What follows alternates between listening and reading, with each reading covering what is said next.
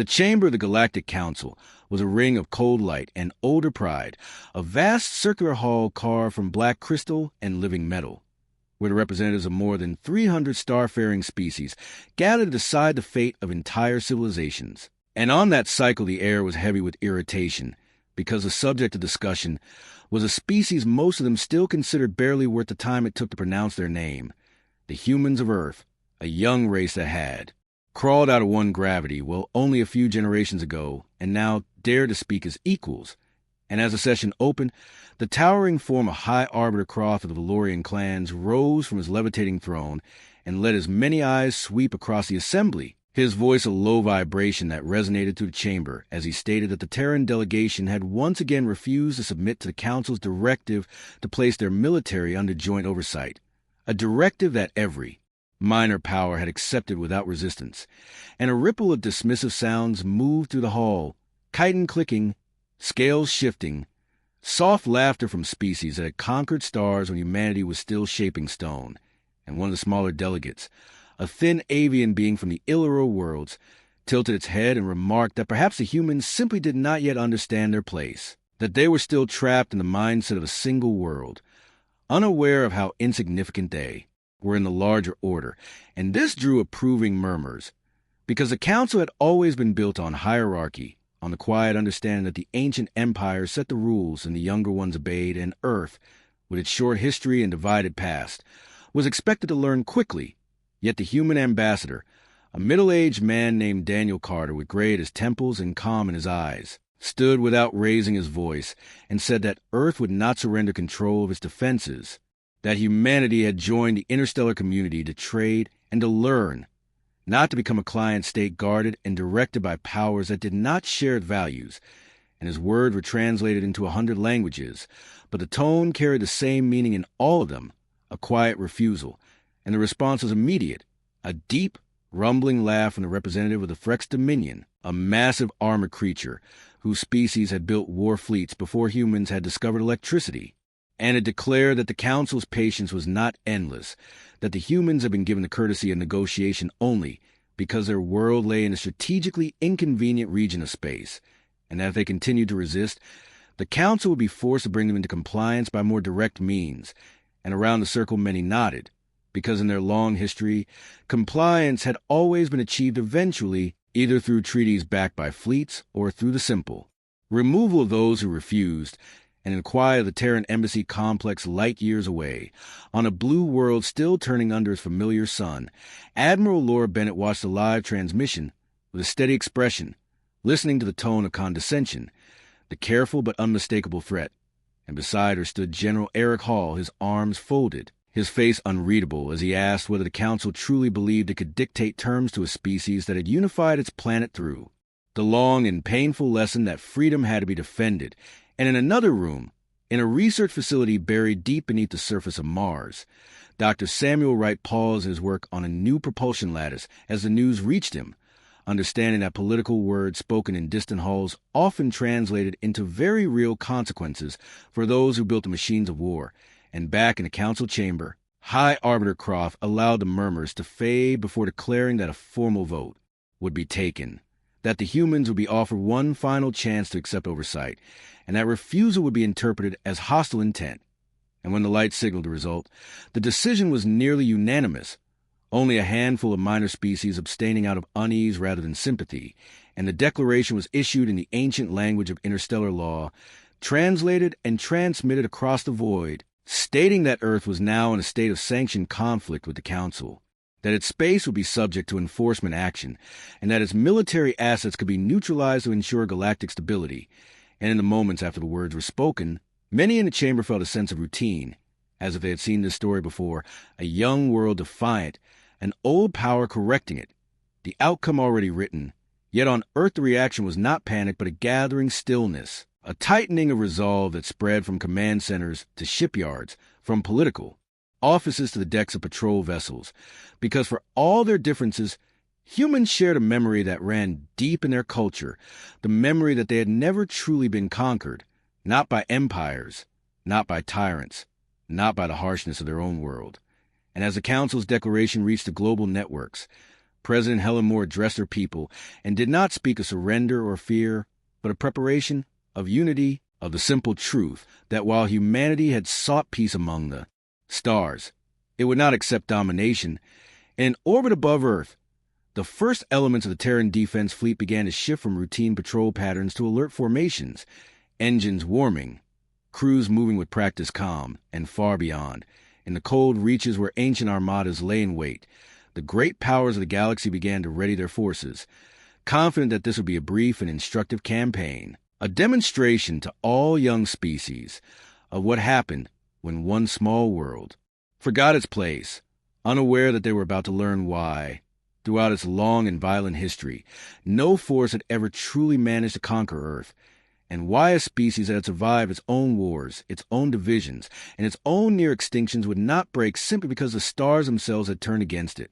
Across the void, the first waves of the Council's enforcement fleets began to move, massive formations sliding out of hyperspace lanes like slow, inevitable storms. And in their command halls, ancient admirals reviewed projections that all ended the same way, with Terran resistance collapsing under the weight of numbers and technology that had been refined over millennia. And the dominant assumption was not whether Earth would fall, but how long it would take before its leaders accepted the reality of their position. Yet on Earth and its colonies, the atmosphere was not one of despair, but of grim focus, as if a long-anticipated test had finally arrived. And in the underground command center beneath the Rocky Mountains, Laura Bennett stood before a wall of tactical displays showing the approach vectors of the nearest alien task forces, listening as analysts confirmed that the Council had committed 3 major armadas and dozens of auxiliary groups, a force that by galactic standards was overwhelming for a single system. And she nodded slowly, then ordered the activation of contingency networks that had never before been used outside of simulations. And across the solar system, dormant arrays came online, sensor webs extending far beyond their normal range. Communication relays shifting to encrypted channels that bound signals through quantum-linked nodes. And in shipyards around Earth, Luna, and Mars, crews who had trained for years in silence moved their stations, sealing hulls, loading magazines, and bringing reactors to full output, while in the quiet of the Pacific, deep beneath the waves, installations long hidden from any non-human observer began to rise, their massive doors opening to reveal vessels unlike the sleek patrol ships usually seen in Terran space, their hulls thick, angular, and scarred by the design philosophy of a species that had learned through painful experience that survivability mattered more than elegance. And in orbit around Jupiter, the great shipyards that had been publicly described as commercial construction hubs shifted their configurations, revealing internal frameworks and weapon mounts that had been masked behind civilian facades. And as the first alien scouts crossed the boundary of the outer system, they transmitted data back to their commanders that showed a level of activity far beyond what they had expected, but the reports were dismissed as the nervous overreaction of crews encountering a world on the brink of submission, because the prevailing belief remained that humans were brave, perhaps, stubborn, certainly, but technologically and strategically outmatched. And this belief was reinforced by centuries of precedent, for no young civilization had ever stood alone against the Council and survived intact. And yet within the Terran High Command there was a different calculation, one built not on precedent, but on the accumulated lessons of human history, on the understanding that when facing a stronger opponent, victory did not come from meeting strength with strength in open display, but from forcing the enemy to fight on terms they did not expect. And General Eric Hall summarized it in a single sentence during a briefing, saying that the Council would come in confident, in formation, and according to their doctrines, and that humanity would make sure those doctrines failed them. And in a research complex on Titan, Samuel Wright and his team completed the final calibration of a propulsion system that could shift a capital ship between real space and a compressed transit layer in a fraction of the time previously thought possible, a technology that had been developed quietly, funded through black budgets and hidden behind layers of classification. Because from the beginning of humanity's expansion into space, there had been those who argued that the galaxy was not as peaceful as it appeared, and that preparation was not paranoia but prudence. And now that preparation was about to be tested, and as the alien armadas advanced, their commanders issued formal challenges and demands for surrender, broadcasts filled with legal language and thinly veiled contempt, promising that if Earth laid down its arms, Its population would be spared, and its leadership merely replaced with more compliant administrators. And these messages were received, recorded, and analyzed, but the response that went back was short and direct,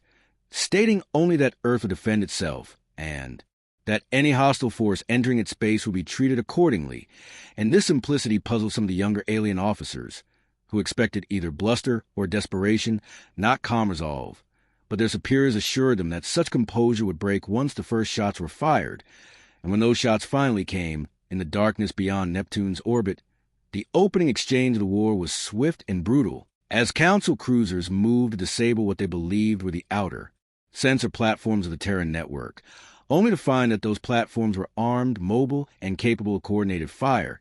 And in the first minutes of combat, several alien vessels were crippled by volleys that demonstrated a level of targeting precision and power output that exceeded intelligence estimates. And while this did not yet alarm the high command of the Council, it did introduce an unexpected variable, a quiet signal that the campaign might not follow the neat, instructional pattern they had anticipated. And on Earth, as news of the first engagement reached the public, there was fear, but it was tempered by a deeper current of determination,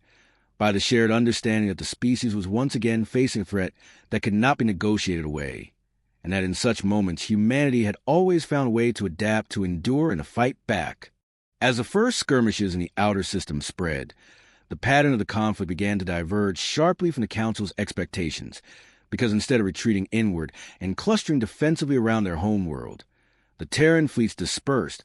breaking into smaller, highly mobile groups that slipped through known and unknown transit routes, appearing suddenly along the flanks and rear of the advancing armadas, and this forced alien commanders to stretch their formations to allocate escorts and screening elements in ways that disrupted their carefully balanced doctrines and the command citadel of the Valorian clans.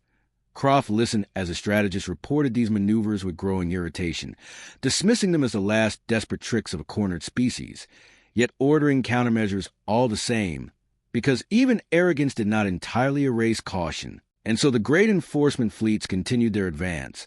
but now with an undercurrent of tension there. Sensor operators straining to track contacts that did not behave like those of any other known power, while on the Terran side, Laura Bennett and her staff watched the unfolding picture with mixture of concern and grim satisfaction. Because the initial phase was proceeding as planned, the alien formations were being drawn out, their reaction times tested, their command chain stressed by a style of warfare that emphasized speed, unpredictability, and independent initiative, qualities that had been drilled into human crews since the earliest days of spaceflight, when distance and delay had made rigid control impractical. And in one such engagement near the orbit of Saturn, a Terran strike group led by Captain Aaron Cole executed a coordinated attack on a Threx supply convoy, using decoy drones to mimic the signatures of larger vessels and lure the escorts into overcommitting, then slipping through the resulting gap to deliver precision strikes on the logistic ships, crippling them before jumping away.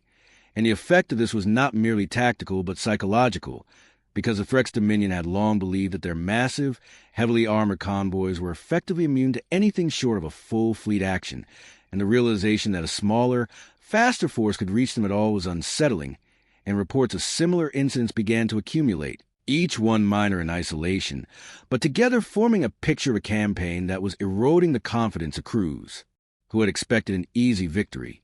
And in the Council chamber, the tone of the discussion shifted subtly, the earlier laughter replaced by sharper, more clipped exchanges, as representatives demanded to know why the humans were not collapsing as predicted, and whether intelligence on Terran capabilities had been incomplete.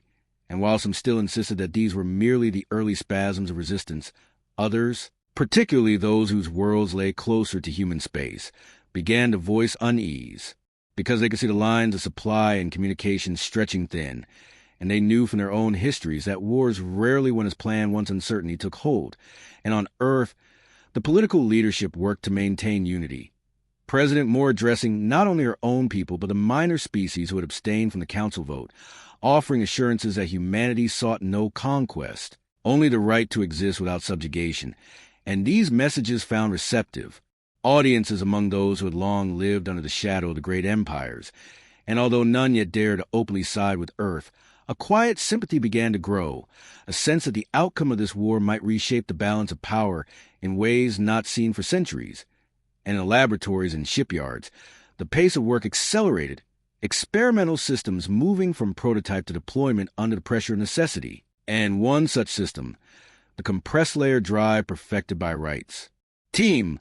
was installed on a handful of fast response vessels, giving them the ability to reposition across interplanetary distances in times that defy conventional tracking. And when these ships were first committed to action, they struck deep into the rear areas of an Illyra task force, disrupting command nodes and withdrawing before coherent response could be organized. And the alien officers who survived those encounters reported a disturbing impression that they were fighting an enemy who seemed always one step ahead, who anticipated reactions and exploited them, and who did not conform to the patterns on which centuries of doctrine had been built. And as these reports reached the higher levels of the Council's military hierarchy, a slow, reluctant reassessment began. The first acknowledgement that the humans might not be merely stubborn primitives, but a strategic problem of a different kind. And yet even then, few among the ancient powers could imagine the full extent of what Earth had prepared, or how deeply the memory of never having been conquered was woven into the decisions now guiding every move of its fleets and leaders. As the conflict pushed inward toward the core worlds of the solar system, the Council's confidence continued to erode, because every attempt to force a decisive engagement resulted, instead, in a series of sharp,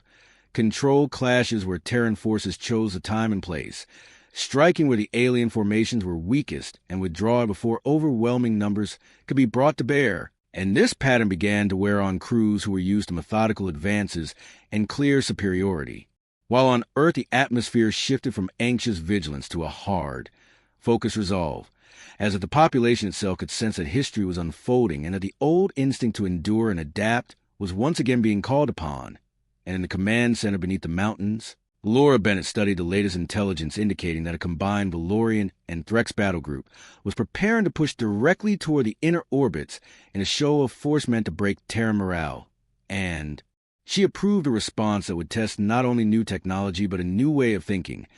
ordering a layered defense that would appear thin and vulnerable on the surface, while concealing overlapping fields of fire and mobile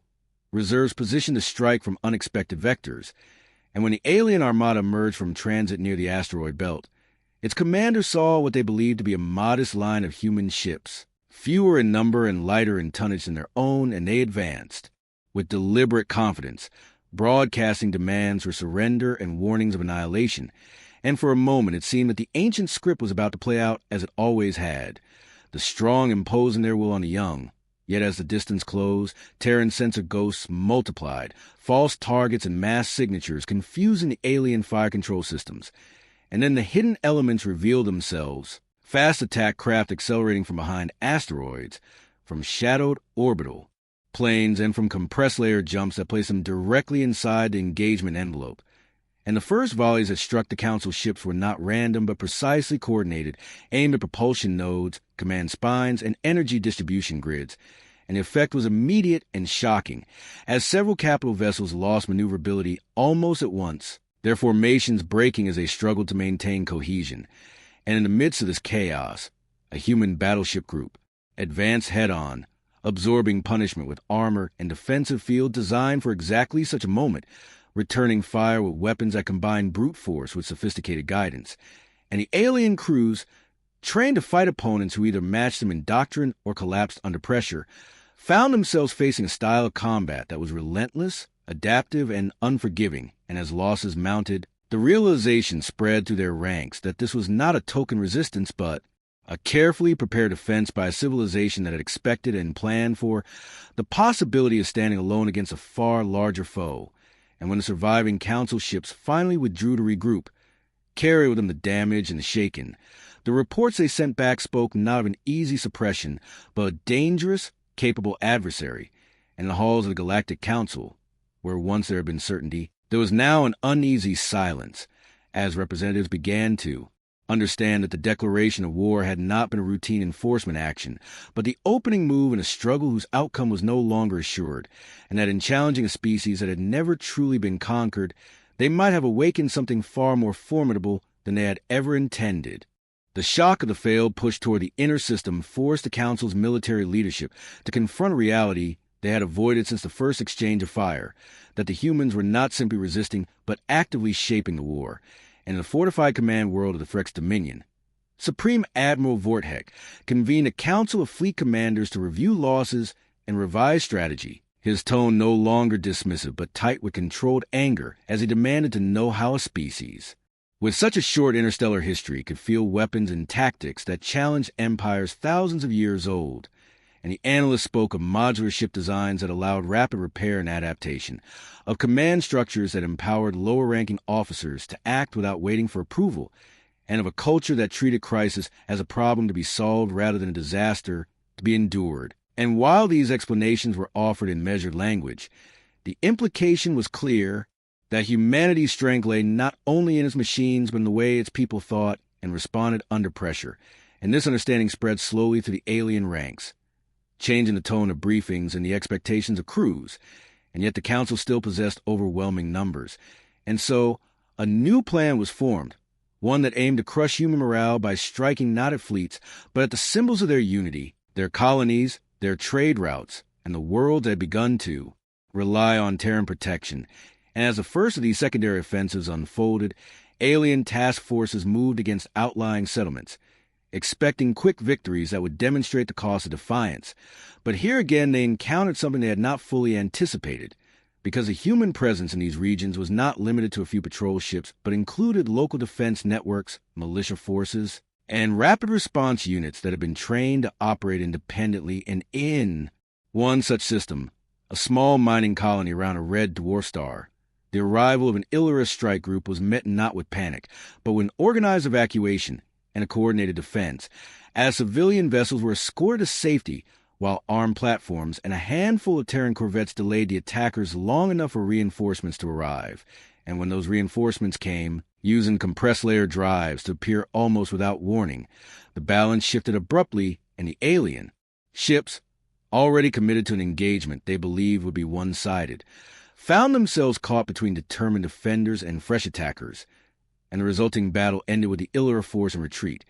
its commander transmitting a report that spoke of a population that did not break when threatened, but instead closed ranks and fought with quiet, stubborn efficiency. And as similar stories emerged from other frontier regions, the narrative of the war began to change not only among the Council's military, but among its civilian populations, who had been told that the campaign against Earth would be swift and largely bloodless, and now saw images of damaged ships and lists of losses that grew with each passing cycle. And in the council chamber, debates grew more heated, with some representatives calling for escalation, for the commitment of even greater forces and the use of weapons that had long been held in reserve, while others urged caution, warning that the conflict was already proving more costly and unpredictable than anticipated, and that pushing further might provoke consequences that could not be easily contained. And through it all, the Terran leadership continued to pursue a strategy that balanced defense with carefully chosen offensives, seeking not only to protect their own worlds, but to demonstrate, in every encounter, that they were not a minor power to be disciplined, but a civilization capable of shaping the outcome of a galactic war. And as this message slowly, inexorably took root, the first cracks began to appear in the aura of inevitability that had long surrounded the great empires of the Council, and with them, the first dawning realization that in declaring war on humanity,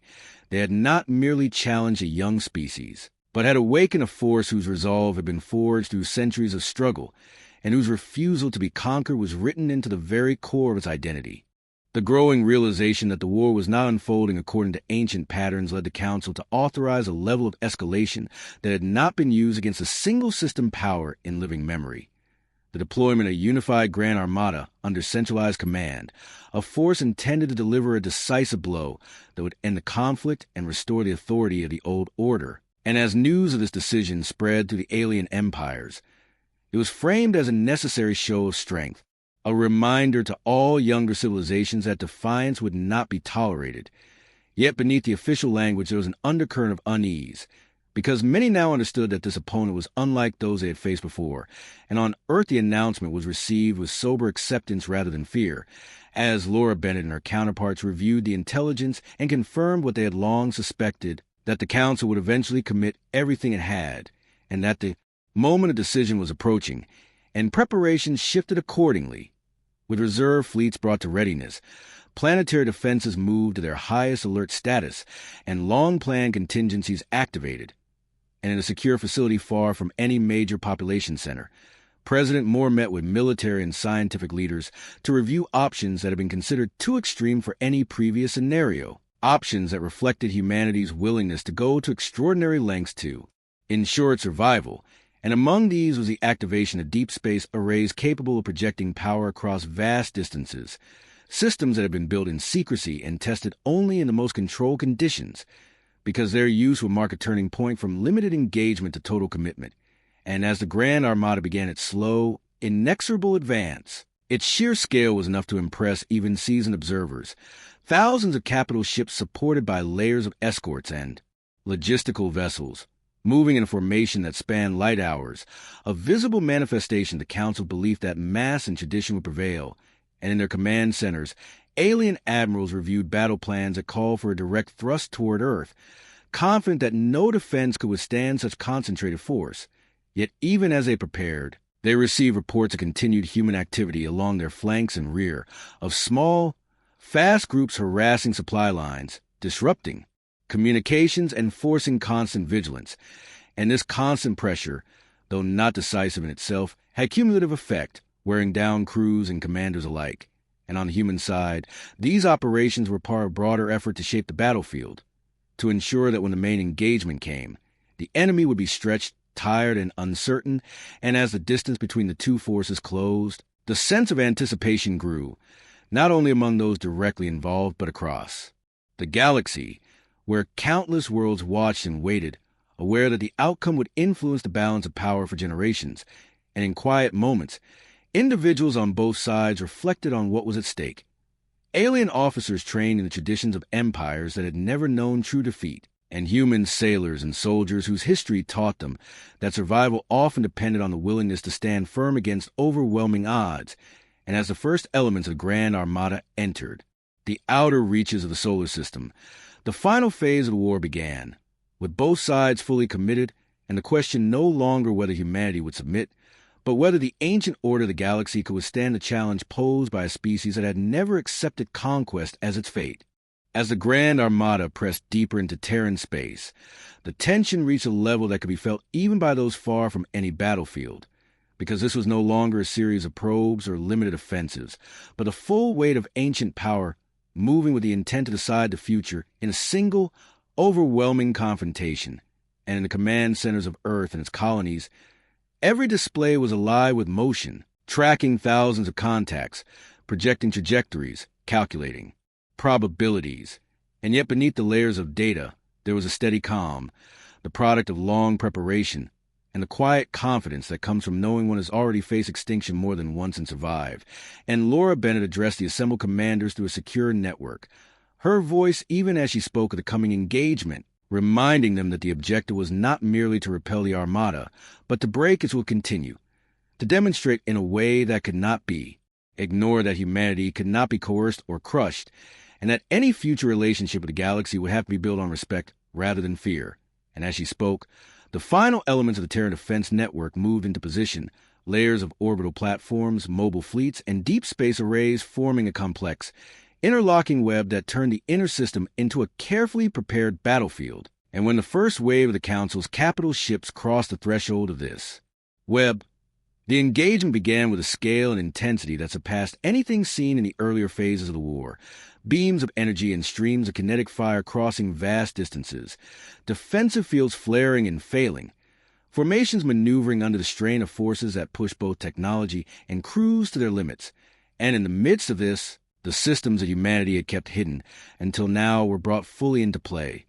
The deep space arrays projecting coordinated strikes that reached far beyond the immediate battle line, disrupting the cohesion of the Armada and forcing its commanders to divert resources to counter threats they had not anticipated. At the same time, Terran fleets executed complex, multi-vector maneuvers enabled by their advanced propulsion, appearing and disappearing across the engagement zone, concentrating fire at critical points, then withdrawing before they could be pinned down, and the effect on the alien command structure was profound, because their doctrine, built around the steady application of superior mass, struggled to adapt to an opponent that refused to present a single static front, and as losses mounted and communication delays multiplied, the unity of the Grand Armada began to fray, individual groups fighting their own battles, responding to local threats, and losing sight of the overall plan. And in the council chamber, where the engagement was followed in real time, the atmosphere shifted from tense anticipation to stunned disbelief as the scale of the resistance and the effectiveness of the Terran response became impossible to deny, and representatives who had once spoken with certainty now watched in silence as reports of damage and destroyed vessels accumulated. And in the minds of many, a realization took shape that the war they had expected to end in a demonstration of ancient authority was instead becoming a lesson in the danger of underestimating a species that had learned, through its own, long and often brutal history, how to fight when everything of value was at stake. And as the battle raged on, with neither side yet delivering the final blow, the question that echoed to the halls of power across the galaxy was no longer whether Earth could be subdued, but whether the Council itself could afford to continue a conflict that was revealing, with every passing moment, the true depth of humanity's resolve and capability. The final phase of the confrontation unfolded with a clarity that would later be studied across the galaxy for generations, because as the Grand Armada's cohesion continued to fracture under the strain of sustained losses, disrupted coordination, and an enemy that refused to fight according to inherited rules, the Terran command made the decision to shift from containment to decisive demonstration, and the deep space arrays, the mobile fleets, and the planetary defense networks were synchronized into a single, unified operational pattern,